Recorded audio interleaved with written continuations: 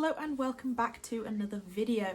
I thought I would show a bit more in depth my process of making cards. So I've had a few requests for this as well, so I thought why not make a video on it. So basically recently, if you've seen, I have just recently done my April setup in my bullet journal, which was this really delicate floral, and I really like it. I think it's a really nice design, so I thought why not change this into a perfect little card design. It's really neutral, it's kind of that very obvious design for a card, especially for things like Mother's Day or you know, a more feminine card, let's say, or masculine. I'm not going to confine who can have this as a card, but anyway, I wanted to make a bit of a birthday / Mother's Day card for this, and thought what better way to show how I make the cards than doing it now, since I'm going to scan this in anyway. So the first things first is we need to scan this in and create the scanned image. So I scan in on my Canon Pixma TS800, I believe, printer, and I scan in at, I think it's 900 DPI. I scan in very high quality, so my scan files are very large, but I think scanning at 300 DPI would also be absolutely fine. I just really like to have the detail there, especially for my inkings. I obviously scan a lot of my ink work in, and I need to get all that very fine detail in there, so I tend to scan as high a DPI as I possibly can. But like I say, 300 or 600 DPI would be working just as well. I scan this in, it goes directly to my computer, and I then use Photoshop to clean it up. I have used Procreate on my iPad before to clean up. Anything that would work like that would work absolutely fine. I just happen to have started using Photoshop to clean up my artwork a little bit better.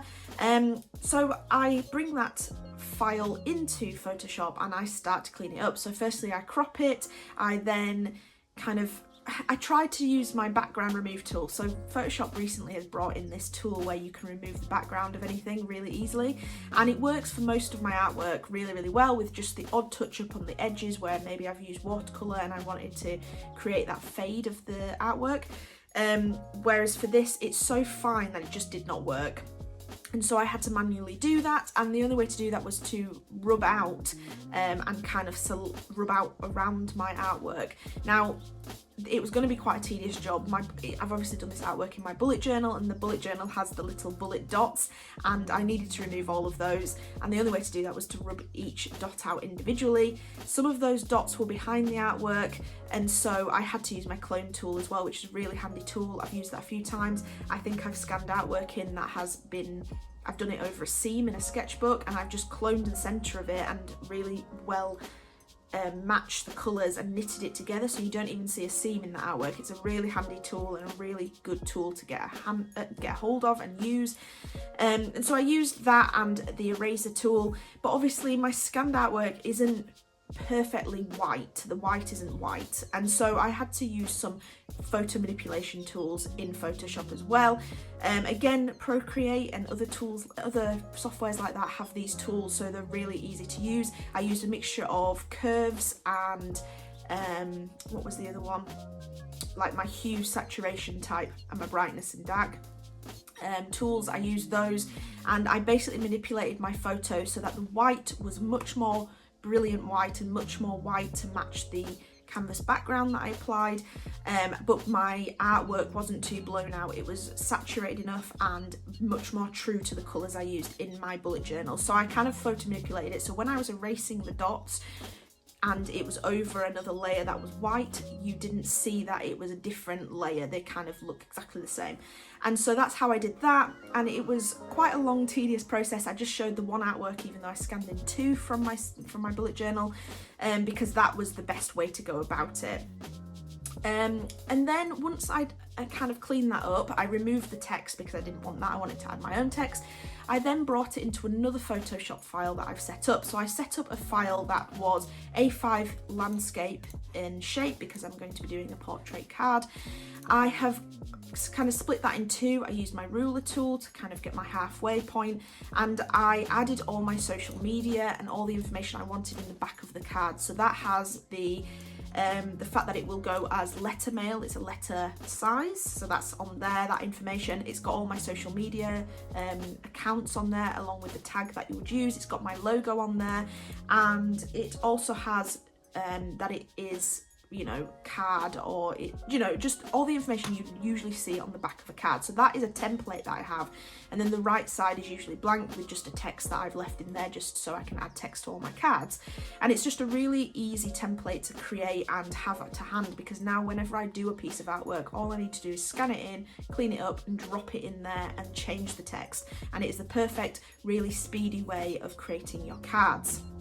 So that's all I did. I dragged in that file into there, and then I realized that proportions were slightly off, and so I actually selected each corner and I copy and pasted those so that they were in their own layer, and this allowed me to move them and photo manipulate where I wanted them to be in the card, making sure that when I print my card, it's going, annoyingly my Epson printer, which I'll come on to shortly, it doesn't allow me to print borderless with my A5 card, so I've got to make sure I've got it within certain parameters to so that it doesn't cut off any artwork on the edges. So if you're printing, just make sure you do a few trial and errors to make sure that that's not going to happen to you, because it is very frustrating. And then I kind of moved those to where I want it to be, and then I added the text. So here you've seen me adding the text in there and creating the on your birthday. I have some Adobe Photoshop text, different fonts that I have, but obviously it depends on the software you're using, because these are not free fonts to use unless you pay a subscription to Adobe. But I kind of chose a font that I thought was very whimsical to match the floral painting that I have on there, so that's how I chose that. This is not the final image that I use for my card. I actually manipulate the font very differently after I printed it out the first time. I wanted to change it and make it look a bit different, so you'll see at the end when I show the card that it actually is very different to how I've shown it here.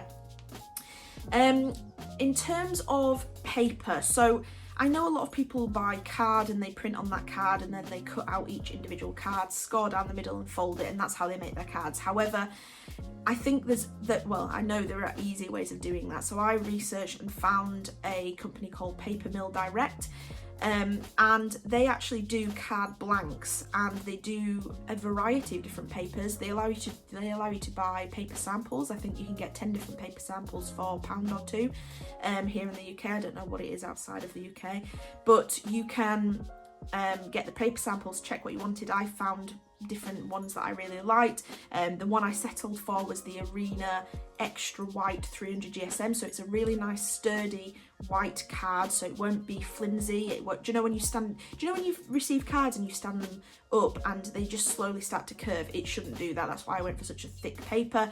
The Arena has a very slight texture on it, which I thought would aid really nicely with the printed artwork on there.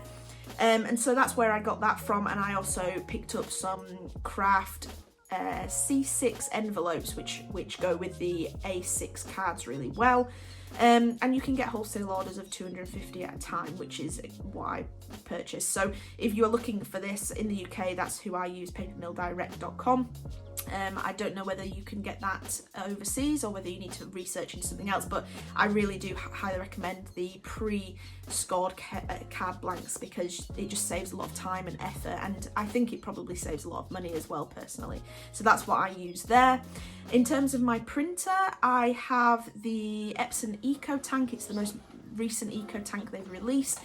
And I've recently bought that. I bought it in a Black Friday sale because I knew I wanted a better quality and I wanted to start printing my own prints. I don't sell enough to warrant kind of buying bulk orders of prints at the moment, so the best way to do that is to print it myself. And same with cards. I'm not selling so many that, you know, I can warrant having a big stock of one design, and I have a lot of designs, so the easiest thing to do for me at the moment is to print them myself, so that's why I've done that. So I have the Eco Tank because, as the name suggests, it is an eco alternative to using ink.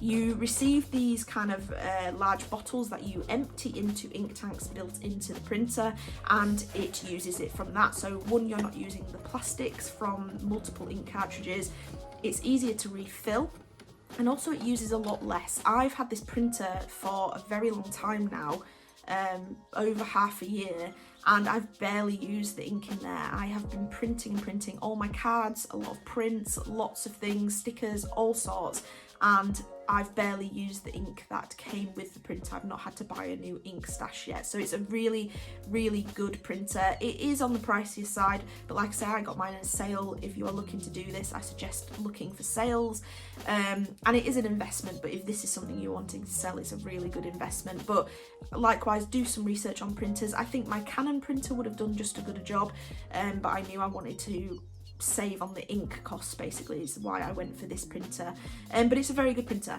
So yes, I basically just load my card into the machine with the folded out section on the back, so that I make sure I'm printing on the outside of the card.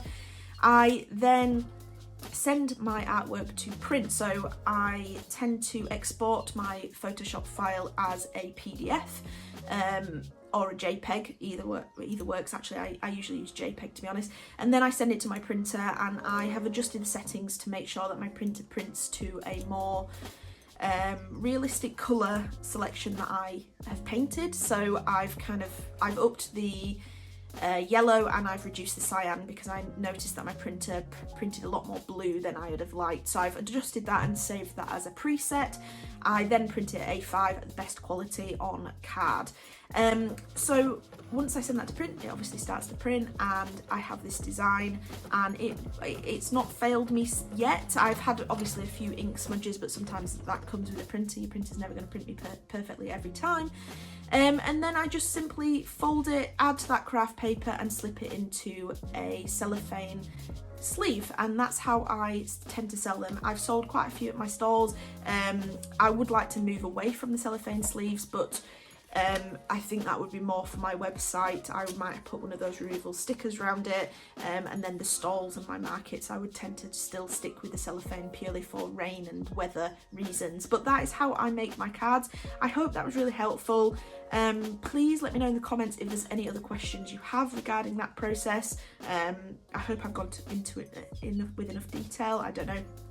So please let me know. I hope you've enjoyed. Please leave a thumbs up if you did find that very helpful, and I hope to see you in the next video. So thank you for watching. Bye bye.